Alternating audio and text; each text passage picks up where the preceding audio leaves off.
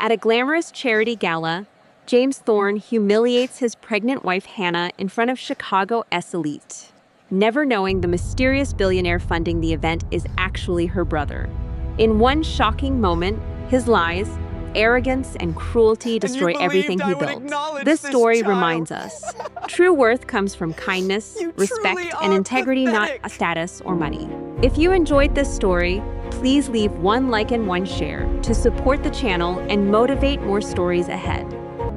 Thanks for watching.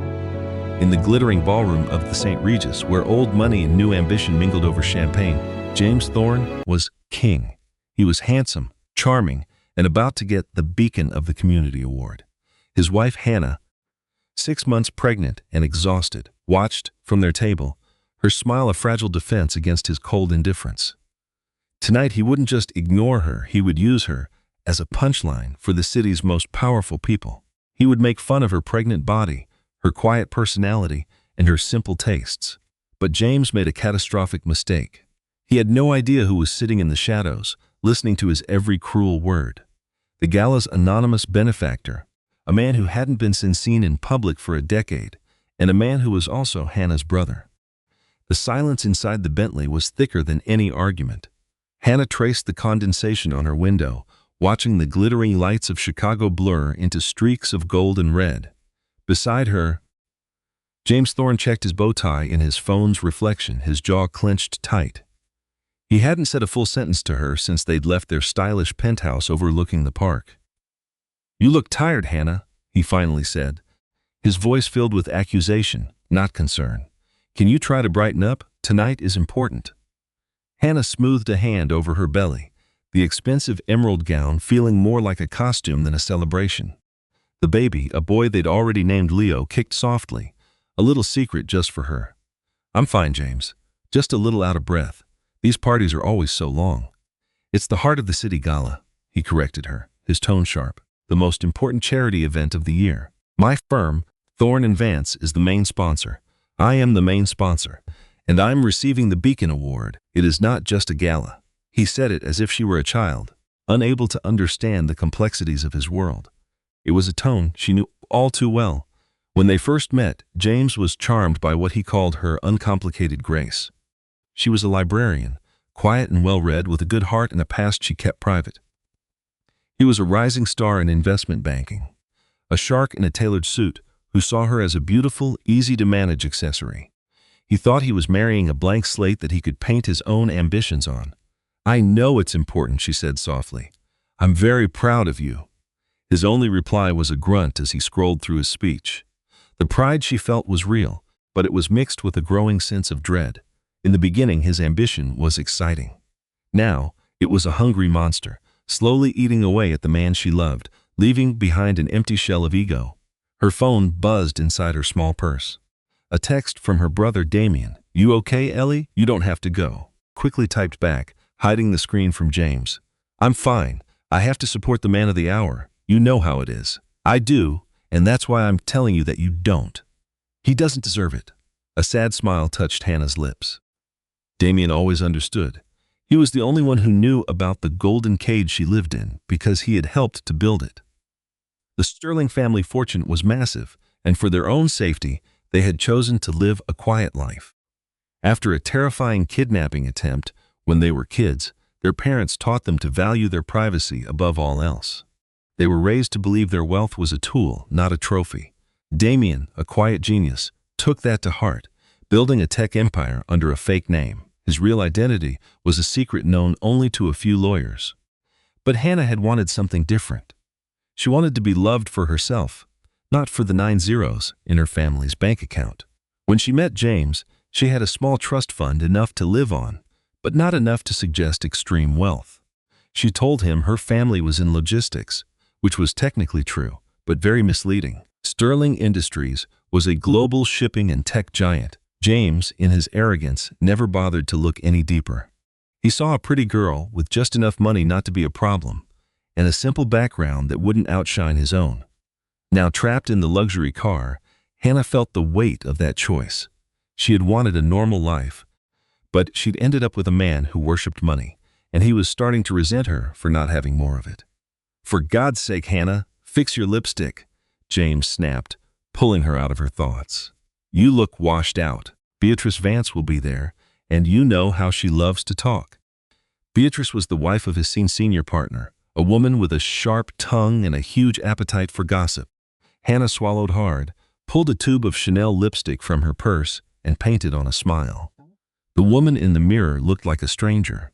The car pulled up to the St. Regis Hotel, and as the valet opened her door, Hannah took a deep breath. She was stepping onto the stage for her husband's biggest performance yet. The grand ballroom of the St. Regis was a spectacle of wealth. Crystal chandeliers, each the size of a small car, cast light on a sea of tuxedos and designer dresses. The air buzzed with the important chatter of Chicago's richest people, and the constant clinking of glasses sounded like applause for their own success. For James, this was home. It felt like she was drowning in a sea of perfume and ambition. The second they walked in, James dropped her arm, his eyes scanning the room for business targets, not friends. There's Jonathan Abernathy, he muttered, his eyes locking onto a stout, silver-haired man. He's the keynote speaker. I need 5 minutes with him. Try to look busy. He was gone before she could answer, leaving her alone by the edge of the crowd. A waiter offered her champagne. She politely said no, asking for sparkling water instead. The simple choice felt like a quiet rebellion in that room. While everyone else was drinking, she was nurturing a new life. It made her feel terribly, painfully different. She found their table number 1, right in front of the huge stage. It was a place of honor, a clear sign of James's status tonight. The centerpiece was a massive explosion of white orchids and calla lilies, so big she could barely see across the table. Hannah, darling, you look comfortable. The voice was sickly sweet and completely fake. Beatrice Vance, a woman who looked like she was made of porcelain and judgment, glided toward her. She wore a blood-red dress that clung to her tiny frame, her diamonds flashing like warning lights. Beatrice, Hannah said, forcing a smile, you look stunning. Thank you, Beatrice cooed, her eyes flicking down to Hannah's baby bump. It's vintage Dior. James is making quite a name for himself tonight, isn't he? The Beacon Award. My husband is just green with envy. She leaned in, her voice dropping to a gossipy whisper. He tells me James is on the fast track for a full partnership. You must be so proud. Just try not to let all the nesting distract him too much. Men at his level need a wife who is an asset, not just a decoration. The insult landed perfectly. Beatrice was reminding Hannah of her job. To be beautiful, quiet, and useful. A pregnant woman in a comfortable dress did not fit that role. I think my husband's success speaks for itself, Hannah replied, her voice surprisingly cold. Beatrice's perfectly shaped eyebrow shot up. Of course, dear. She patted Hannah's arm with 2 fingers before floating away, leaving a trail of expensive perfume and quiet cruelty. Hannah sank into her chair, her hand automatically going to her stomach. Leo kicked again, harder this time, as if he could feel her pain. She watched James work the room. He was a master, laughing at a joke, clapping a shoulder, shaking a hand. He looked powerful and charming, the perfect man of the hour. But she saw the truth. She saw the calculation in his eyes, the way his smile was just for show. She saw him glance over at her, a flash of annoyance on his face as he saw her sitting alone. Before he turned back to his audience, he was ashamed of her. The realization hit her, not like a bolt of lightning, but like a slow, creeping chill. Before, he had shown her off like a prize. Now, pregnant and less glamorous, she was a problem. The ballroom lights started to dim, and a smooth voice announced, "Ladies and gentlemen, if you would please take your seats, our program is about to begin." James finally came back to the table, his face glowing with excitement. He sat down without even looking at her. "Abernathy loves the pitch," he said, fiddling with his fork. "He's basically guaranteed my spot on the board for the new tech fund." "That's wonderful, James," she said, trying to sound happy for him. "It is," he said, finally turning to her. His eyes were like ice. "So please, Hannah, when I go up there, I want you to smile. Look at me like you're the luckiest woman alive. Can you do that for me?" It wasn't a question, it was an order. He was writing her lines, and she had to perform them flawlessly. She nodded, her throat tight. The beautiful ballroom suddenly felt like a courtroom, and she was the one on trial. The host, a local news anchor, started by talking about the charity and the lives they were changing. Then he got to the awards. And now, the host boomed. to present the 2025 Beacon of the Community Award to a man whose vision is an inspiration to us all, Mr. James Thorne. A spotlight hit their table as applause washed over them. James stood and buttoned his jacket. He leaned down, his lips close to her ear, his voice a poisonous whisper. "Don't forget to smile." Then he turned, gave a dazzling smile for the cameras, and walked to the stage. Hannah watched him go, her heart a cold, heavy stone in her chest. She forced her face into the required look of adoration, feeling like the biggest fake in the entire room. The spotlight followed James as he strode onto the stage, radiating a confidence that was almost arrogance. He shook the host's hand, accepted the heavy, flame-shaped crystal award, and turned to the microphone. The applause was thunderous. From the audience, he looked like a king. "Thank you," he began, his voice smooth and practiced, echoing through the ballroom. "Thank you all. I'm truly humbled." Hannah watched, her own smile feeling painted on, stiff and unnatural. She felt hundreds of eyes on her, the wife of the great man. She was just part of the scenery, the silent, supportive figure in his success story. James launched into his speech, a well-rehearsed tribute to corporate responsibility and the spirit of Chicago. He thanked his firm, his partners, and his mentor, Mr. Abernathy, who gave a nod from the head table. He was charming, witty, and said all the right things. The crowd loved him. "But we all know," he continued with a playful glint in his eye, "success isn't built in a boardroom, it's built at home. And for that, I thank my incredible wife, Hannah." He gestured to her, and the spotlight swung over, pinning her to her seat. A new wave of polite applause rippled through the room. Hannah's smile wavered as the heat of the light hit her. She felt exposed and vulnerable. "She's been my rock," James said, his tone shifting. It was a small change, but Hannah felt it instantly. The sincerity vanished, replaced by something slick and rehearsed, and lately, she's taken the term rock quite literally. She's been expanding in her role. A few scattered, unsure chuckles came from the audience. Hannah's blood ran cold. He couldn't, not here, not now. "When we met," James went on, leaning into the microphone like a stand-up comic, "she was this tiny thing, a librarian. Can you believe it? All quiet corners and dusty books. I told her I was going to broaden her horizons. And boy, has she taken that to heart." The laughter was louder this time, more sure of itself. James paused, enjoying it. He looked directly at Hannah, his eyes locking locked with hers. There was no love there, just a cruel, winning gleam. He was loving this. He was using her, her pregnancy, her entire being as a prop for his own amusement. "Now her horizons are definitely broader," he said, making a curve with his hands. "She's fully embraced creating the next Thorne heir. And she's so dedicated. Her main hobbies are nesting, napping, and sending me for bizarre food at 3 a.m. Pickles and peanut butter. Anyone?" The room erupted in laughter. It felt like a physical attack on Hannah. Each laugh was a stone thrown at her. She could feel Beatrice Vance's smug glare from across the room. She could feel the pitying looks from other women. Her cheeks burned with a shame so intense she felt dizzy. He was turning her into a joke, a walking pregnancy cliché, stripping away her dignity with every punchline. "But I love her for it," he said, the words dripping with insincerity. "She keeps me grounded. While I'm out changing the world, she's home deciding which shade of beige the nursery should be. It's all about balance, you see." He was painting her as a simple little thing, totally separate from his world of power and influence. It was a calculated move to make himself look like the only architect of their success, while shrinking her down to nothing. Every word was a betrayal, a public execution disguised as a tribute. Hot, stinging tears pricked the corners of Hannah's eyes. She fought them back, refusing to give him the satisfaction of seeing her cry. She kept the smile plastered on her face, a grotesque mask of a proud wife, while inside, her world was shattering. The man she married, the man carrying her child, was capable of this. He could stand on stage, admired by his peers, and casually destroy the very person he had vowed to protect. He finished his speech to another round of thunderous applause. "To my beautiful blossoming wife, Hannah, thank you for everything." He raised the crystal award to her, the ultimate insult. The spotlight left her, and she was plunged back into the darkness of the ballroom, but the burning shame stayed. She felt hundreds of eyes on her, some amused, some pitying, all judging. She wanted to disappear, to run from the ballroom, from the city she had so foolishly chosen. She sat frozen, the applause ringing in her ears, like the final nail in her marriage's coffin. In that moment, surrounded by 1,000 people, Hannah Sterling had never felt so completely and utterly alone.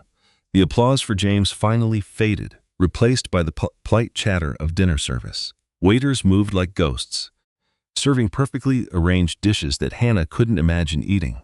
Her appetite was gone, replaced by a sick, hollow feeling in her stomach. James hadn't returned to the table yet, caught in a mob of well-wishers near the stage, all congratulating him on his award and his hilarious speech. Hannah stared at the untouched plate of scallops in front of her. The delicate food looked grotesque. Every single part of her screamed at her to leave. But where would she go? Back to the cold, empty penthouse that James called home. The thought was unbearable. Her mind raced back to a family pact, a vow of silence. It had been made to protect them, to let them live normal lives. But her normal life had become a prison. She had disarmed herself, stripped away her own identity to win the love of a man who could only love his own reflection.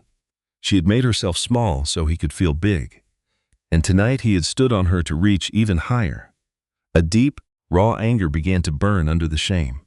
It was anger for herself, but it was fiercer, for her unborn son. What kind of father would Leo have?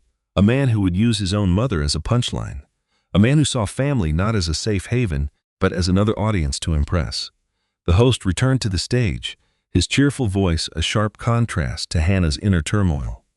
"Thank you again, James Thorne, for that memorable speech," the host said with just a hint of hesitation.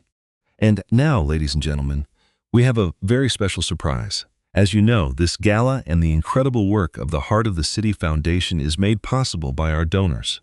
Tonight, our main benefactor, who has wished to remain anonymous for years, has decided to step into the light.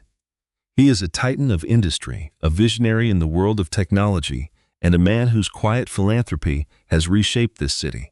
A murmur of intrigue went through the room. Even James paused his handshaking, his attention pulled to the stage. Everyone knew about the gala's mysterious donor, whose contributions were so massive they dwarfed all others combined. His identity was the best-kept secret in Chicago society. "He asked that I keep his introduction simple," the host continued, a note of awe in his voice. "Ladies and gentlemen, please join me in offering a long-overdue round of applause for the founder of Oculon Dynamics and the chairman of the Sterling Foundation, Mr. Sterling." The name hung in the air for a moment. Sterling. For most people in the room, it meant nothing. It wasn't a name you read in the society pages. It wasn't a name like Thorne or Abernathy etched into the city's landscape. But for Hannah, the name was a lightning strike. Damien. Her head snapped up, her heart hammered against her ribs. It couldn't be. Damien never made public appearances. He valued his anonymity above all else. He was a ghost, a legend in the tech world known only by his initials. DS across the room, James frowned, a flicker of confusion on his face. "Sterling," he muttered to the man next to him. "Never heard of him." Then, from a dimly lit alcove, a figure emerged. He wasn't tall or imposing.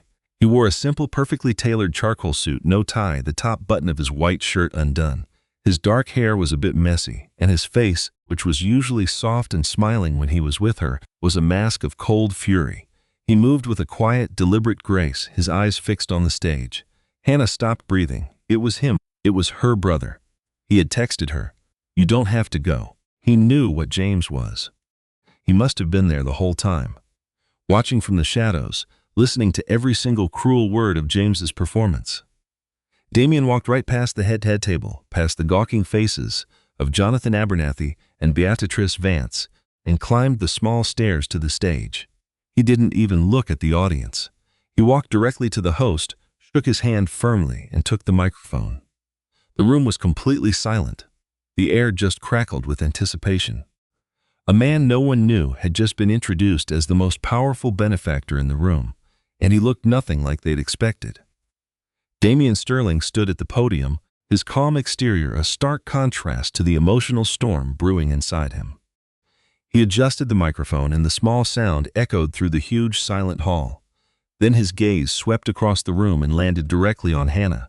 In his eyes, she saw a decade of unspoken promises and a lifetime of fierce, protective love. Then his eyes shifted to table one and settled on James Thorne, who was now staring back, a look of dawning, bewildered fear on his handsome face. The reckoning was here. Damien let the silence hang in the air for a long moment, a deliberate, calculated pause that pulled every eye, every bit of attention in the room directly to him. He didn't have James's slick, practiced charisma.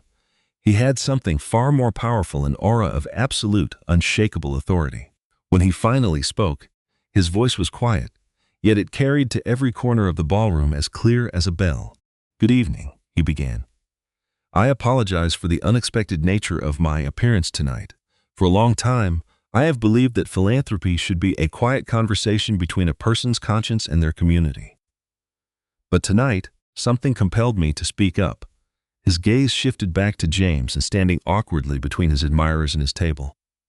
"Mr. Thorne," Damien said, his voice dropping, becoming harder and colder. "That was quite a speech. Witty, entertaining. You received the Beacon of the Community Award. A beacon is supposed to be a source of light, of guidance, of hope. I find myself wondering if you really understand what that means." James's confident smirk began to fade. A murmur rippled through the audience. This was not a typical donor speech. This was a confrontation. "You spoke a great deal about your wife," Damien continued, his grip on the microphone tightening just slightly. "You shared some intimate anecdotes. You held her up for our amusement." He paused again, letting the words sink in. He turned his head slightly, his eyes finding Hannah's. He gave her the smallest, most reassuring of nods, a silent message that said, "I am here. It is over." Then he turned his full attention back to James, and the quiet authority in his voice was replaced by a steel edge. "What you failed to mention, Mr. Thorne, what you have apparently failed to grasp in the entire time you have known her, is the truth of who she is." Damien's eyes scanned the room, from Mr. Abernathy's confused, stern face to Beatrice Vance's rapt, hungry expression. "You see, the woman you so casually mocked tonight, the woman you painted as a simple domestic accessory to your grand ambitions, that woman is Hannah Sterling." A collective, audible gasp swept through the ballroom. The name, which had been meaningless moments before, was now a thunderclap. Sterling, like Damien Sterling. "She is my sister," Damien stated, his voice ringing with absolute finality. The world tilted on its axis for James Thorne. His face, which had been flushed with triumph, went slack. The color drained from it, leaving a pasty, sickly white. His eyes darted from Damien on the stage to Hannah at the table, his mind frantically trying to connect the dots. The librarian, the simple girl Sterling. It was impossible. It was a joke, but one look at the stony, furious expression on Damien's face and the quiet, heartbreakingly resolute look on Hannah's told him it was no joke. It was a nightmare. "My sister," Damien's voice boomed now, filled with a righteous fury that he had clearly kept leashed for years, "is the co-heir to the Sterling Industries fortune. A fortune that, I assure you, makes the combined net worth of everyone in this room look like a rounding error. She is not the wife of the man of the hour.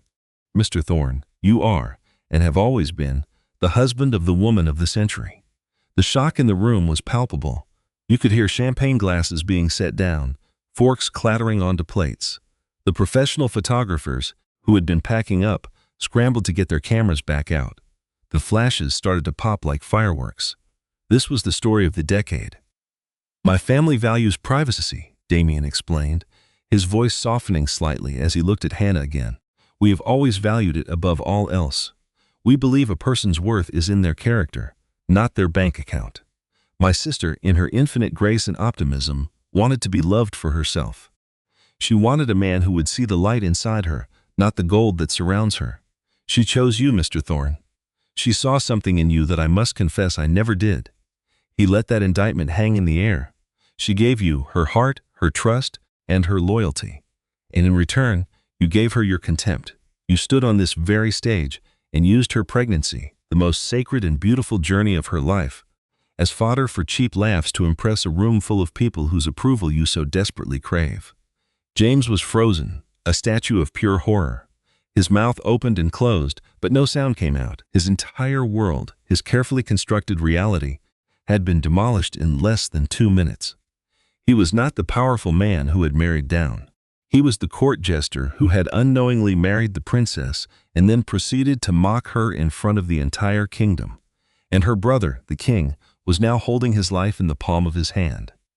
The ballroom, once a sea of polite applause for James, had transformed into a silent, gaping arena. Every eye was fixed on the drama unfolding, the air thick with the scandal of it all. James Thorne, the newly crowned beacon of the community, was being publicly dismantled, and no one could look away. Damian Sterling, however, was just getting started. He was not a man given to theatrics. His anger was a cold, precise instrument, and he wielded it with devastating skill. "Mr. Thorne is a man who understands assets," Damian said, his voice calm and level, like a surgeon discussing an operation. "He is an investment banker, after all. He assesses value. So, let's talk about value." He looked toward the head table, his eyes locking with Jonathan Abernathy's. "Mr. Abernathy, I am sure you believe James Thorne to be one of your firm's greatest assets, a real rainmaker, but I wonder if you are aware of the source of his seed capital." Abernathy leaned forward, his face a grim mask. James, if it were possible, turned an even paler shade of white. "That modest trust fund my sister came with," Damian continued. "It was an allowance, Mr. Thorne, a carefully managed drip feed from a vast reservoir, designed to see if you were a worthy steward. The down payment on your shared penthouse in the Thorne and Vance portfolio, it was paid for with sterling money. The $500,000 investment that launched your personal hedge fund 2 years ago, the one that gave you the credibility to make partner, that was sterling money. The charitable donation of $1 million that your firm made in your name to this very foundation, the donation that secured you this award tonight. Mr. Thorne did not pay a single cent of it."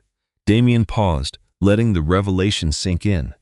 "My sister authorized that donation from her personal accounts because she believed in the cause, and she wanted so desperately to believe in you. She wanted to help build you up. She thought your success would bring you happiness and that you would share it with her." He shook his head, a look of profound disappointment on his face.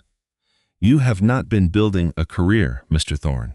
You have been living on a subsidy. You are not a self-made man. You are a project my sister funded, and I am here tonight to tell you that your funding has been officially and irrevocably terminated." The sound that escaped James's throat was a strangled gasp. He looked desperately toward Mr. Abernathy, his boss, his mentor. Abernathy's face was like granite. He stared at James with an expression of pure, unadulterated contempt. The lie was one thing. The public humiliation for the firm was unforgivable. Damian was not finished. His final move was not one of destruction, but of creation. "The Sterling Foundation is the largest philanthropic organization you have never heard of," he announced to the stunned room. "Tonight, we are launching a new public-facing initiative, a $50 billion fund dedicated to supporting women's health, early childhood education, and shelters for domestic abuse victims across North America. It will be one of the largest private endowments in the world."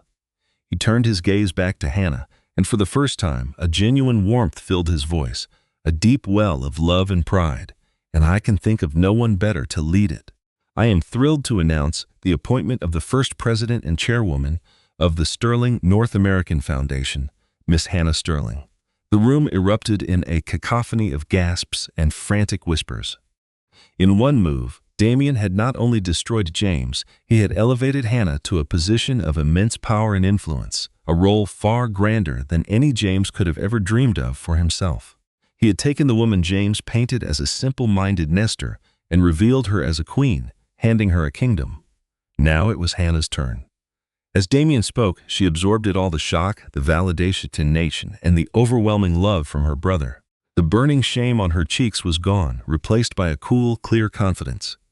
The tears she'd fought back disappeared too. Her eyes were dry and steady. Slowly and gracefully, she rose to her feet. The emerald dress no longer felt like a costume. It felt like armor. She smoothed a hand over her baby bump, a gesture, not of tiredness but of strength. She wasn't just Hannah anymore. She was a mother, a leader, a Sterling. The sight of her standing finally jolted James from his paralysis. He took a stumbling step towards their table. "Hannah," he croaked, his voice pathetic and begging. "Hannah, I can explain. It was a joke, a stupid joke." Hannah looked at him. She looked at the man she had loved, now reduced to a begging, broken shell after humiliating her. There was no hatred in her gaze. There wasn't even anger anymore. There was only a deep, bottomless pity. She didn't say a word. She just held his gaze, then gave him a small, final shake of her head. With all the dignity in the world, she turned her back on him. She walked toward the stage, toward her brother, and toward the first day of her new life, leaving James Thorne completely alone in the ruins he had created. The walk to the stage felt like the longest and shortest journey of Hannah's entire life. The crowd's whispers and stares faded into a distant hum. The only thing she saw was Damien by the podium, his hand stretched out to her. When she reached him, he pulled her into a fierce, protective hug. "I'm so sorry, Ellie," he whispered into her hair. "I should have stepped in sooner." "You stepped in at exactly the right time," she whispered back, a single grateful tear finally falling down her cheek. Behind them, the scene at their table was a quiet, brutal implosion. James stood alone, an outcast in a spotlight of his own making. Jonathan Abernathy walked slowly over to him, not for comfort, but to deliver a final judgment. "My office, 9 a.m. sharp," the older man said, his voice low and harsh. "Bring your resignation." He didn't wait for a response before turning and storming out of the ballroom, his disgust filling the air. Beatrice Vance shot James a look of withering pity before sweeping her husband away, eager to be the first to spread the juiciest gossip the city had seen in a generation. One by one, the people who had been clapping him on the back just 30 minutes ago now avoided his gaze, steering their partners away as if he were contagious. He was radioactive. Damien led Hannah off the stage through a side exit, away from the prying eyes and flashing cameras. In the quiet service hallway, the adrenaline began to fade, and a deep, shaky breath escaped Hannah's lips. "What now?" she asked, her voice trembling. "Now we go home," Damien said gently. "Our home." A few days later, the consequences settled like thick, toxic dust over Chicago's financial district. James Thorne wasn't just fired, he was erased. Thorne and Vance issued a public statement condemning his lies about his work and his appalling lack of personal integrity. His name was stripped from the firm. His accounts, which were deeply mixed with Hannah's funds, were frozen for a full audit. The divorce papers had been filed by the Sterling's notoriously ruthless legal team, citing emotional cruelty. James Thorne, the man who had everything, was left with nothing but his expensive suits and the public shame that now clung to him like a second skin. Hannah, meanwhile, was not in their penthouse. She was in the sprawling, elegant estate in Lake Forest where she and Damien had grown up, a place she hadn't seen in years. The air smelled of old books and fresh lake breezes. For the first time in her marriage, she felt like she could finally breathe. She sat with Damien in the sun-drenched library, a laptop open in front of her. She was already reading initial proposals for the new foundation, her mind sharp in a way it hadn't been for years. The librarian role had been a comfortable place to hide. The role of chairwoman felt like a true calling. "Are you sure about this?" Damien asked, watching her. "It's a huge responsibility." "You don't have to do it. You don't have to do anything." Hannah looked up from the screen, a genuine smile on her lips. It was the first real smile she'd felt in months. She placed a hand on her stomach where Leo was kicking happily. "I have to," she said, her voice clear and strong. "I'm not just doing it for me. I'm doing it for him." She looked around the library at her family's legacy, a legacy of quiet strength and deep responsibility. "I spent so long trying to be small, to hide from this. I thought that's what love required. But I was wrong." She had learned a brutal lesson. True partnership wasn't about one person shrinking for the other. It was about two people building something bigger together. James had never been interested in building with her. He had only wanted to build upon her. "He thought I was his foundation," she said softly. More to herself than to Damien, he was right. But he forgot that a foundation can also be reclaimed to build something new. Her new life was just beginning. It wouldn't be the simple, normal life she had once wanted, but it would be hers. A life of purpose, power, and integrity. A life where she would teach her son that true worth isn't measured by applause, but by the dignity with which they treat others. The gilded cage was broken, and she was finally, truly free. 3 months passed. The Chicago winter gave way to a hesitant spring, but Hannah had barely noticed. Her world had become a whirlwind of board meetings, financial statements, and philanthropic strategy. The Sterling North American Foundation wasn't just an office. It was an institution occupying the top 5 floors of a sleek glass tower on Wacker Drive. Corner office offered a sweeping view of the Chicago River, a constant reminder that life moves on. The role of chairwoman was not the symbolic position she had secretly feared. Damien made sure it came with real power, and with that power came a crushing weight of expectation. Her first days were a blur of overwhelming information. She was no longer just dealing with the Dewey Decimal System. She was grappling with billion-dollar endowments, complex tax laws, and the difficult logistics of large-scale social programs. Imposter syndrome was a constant, unwelcome companion. The board members, while publicly polite to Miss Sterling, were all seasoned veterans of finance and nonprofit work. She could feel their unspoken questions hanging in the air during every meeting. Is she just a figurehead? Is this just the billionaire's pet project for his wronged sister? The heart of this skepticism was a woman named Evelyn Reed. Evelyn was the foundation's chief operating officer, a sharp, practical woman in her late 60s with a severe silver bob and an even more severe stare. She had been with the Sterling Foundation's private branch for 30 years and knew its inner workings better than anyone. She wasn't cruel like Beatrice Vance, but she was entirely unsentimental. She focused on data, results, and efficiency, and she made it subtly clear that she was not yet convinced of Hannah's qualifications. Their battle of wills came to a head during a budget meeting for the first fiscal quarter. The item on the agenda was a $5 million discretionary grant for a new women's shelter initiative. The board's advisory committee had recommended a safe, prestigious recipient, a new wing for the sociology department at the University of Chicago, to study the effects of domestic violence. It was a solid, reputable choice that would generate good press and academic papers. But Hannah had a different idea. Her own team of researchers, a group she had handpicked for their on-the-ground experience, had identified a coalition of small, struggling grassroots shelters in the city's most impoverished neighborhoods. These places were underfunded and overlooked. They didn't have fancy fundraising galas or university letterhead. They had broken locks, overflowing pantries, and a desperate daily fight just to keep the lights on. They were high risk. They lacked the sophisticated reports that Evelyn Reed loved, but they were on the front lines. "With all due respect, Madam Chairwoman," Evelyn said, her voice crisp and devoid of warmth as she addressed the board. "While the coalition's mission is noble, they lack the infrastructure for a grant of this size. Their administrative overhead is unclear, and their long-term viability is questionable. The university proposal is a blue-chip investment in research that can inform policy for decades. It is the more prudent course of action." The heads around the polished mahogany table nodded in agreement.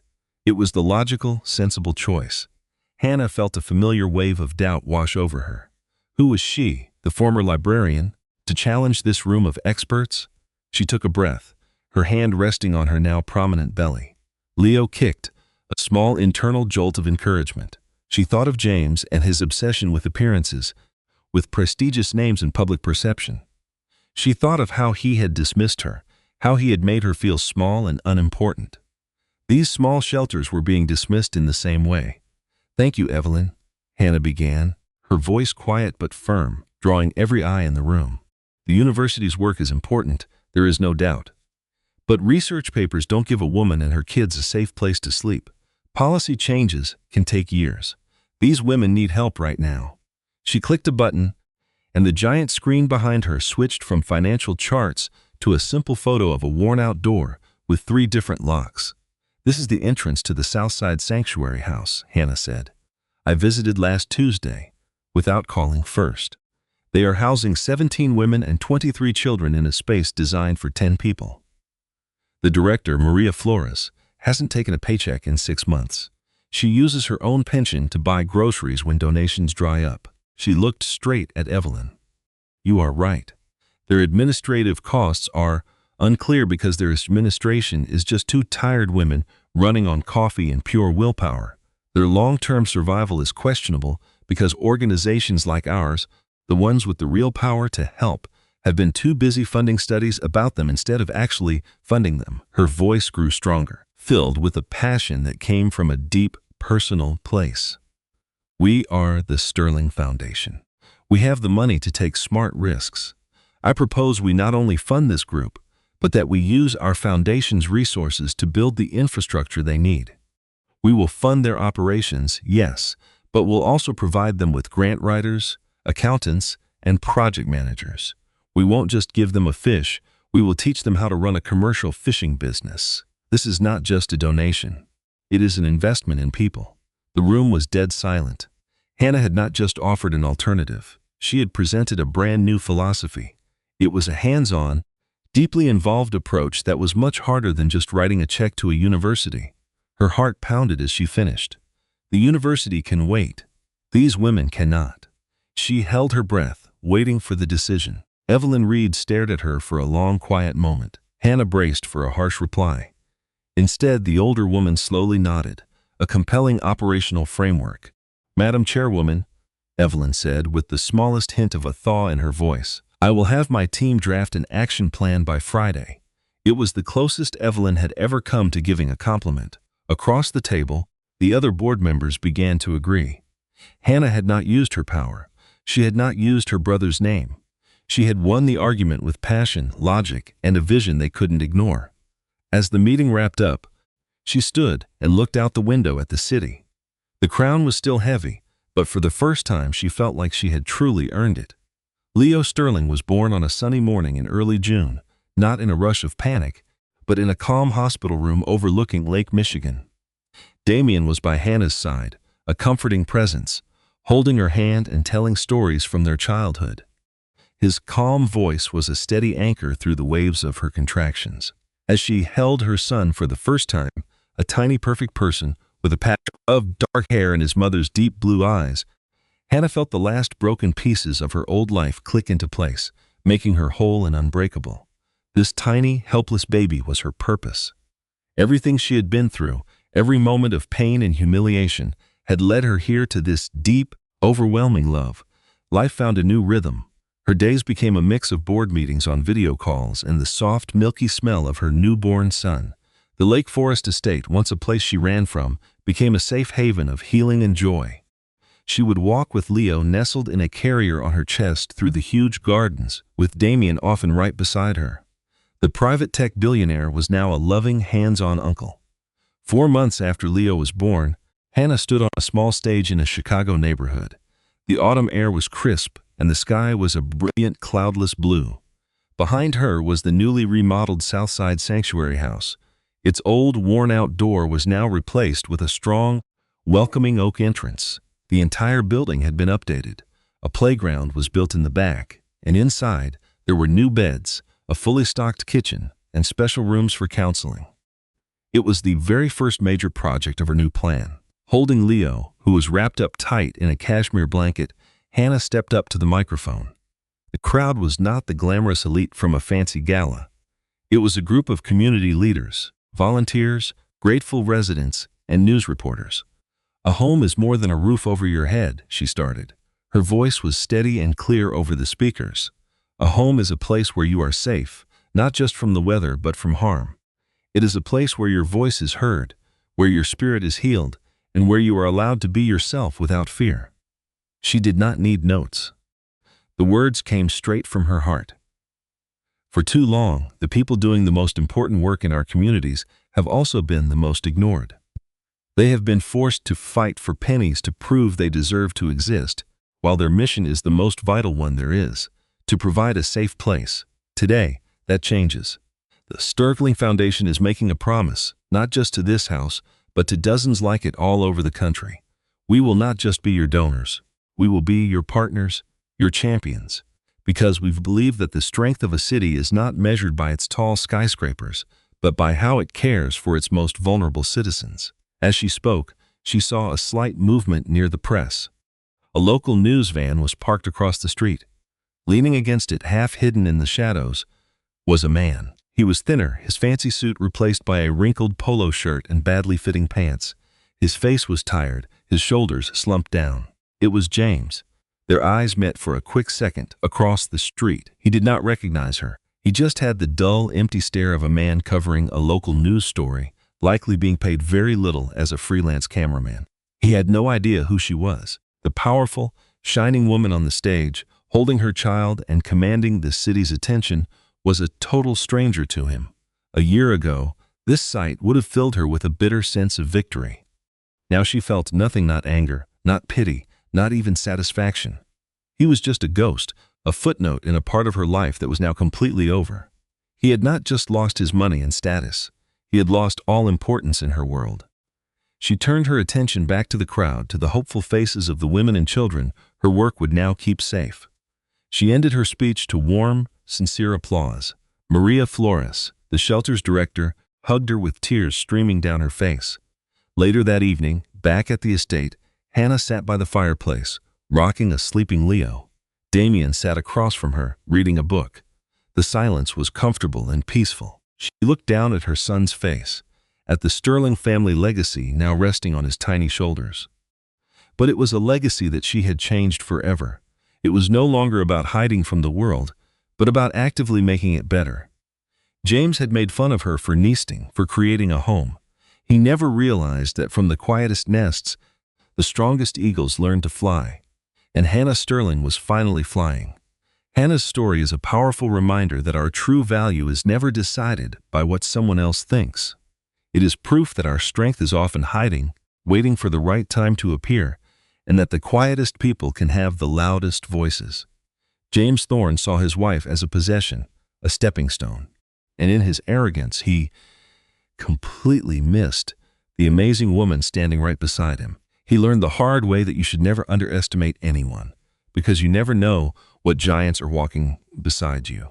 Her journey from being humiliated to empowered is a story for anyone who has ever felt small, overlooked, or unappreciated. It proves that the real victory is not about revenge. It is about taking back your own story and building a future so bright it makes the shadows of the past disappear. If this story touched you, please hit that like button. Share it with someone who might need to hear it, and please subscribe for more real-life drama and powerful stories. What did you think of what happened to James? Let us know in the comments below.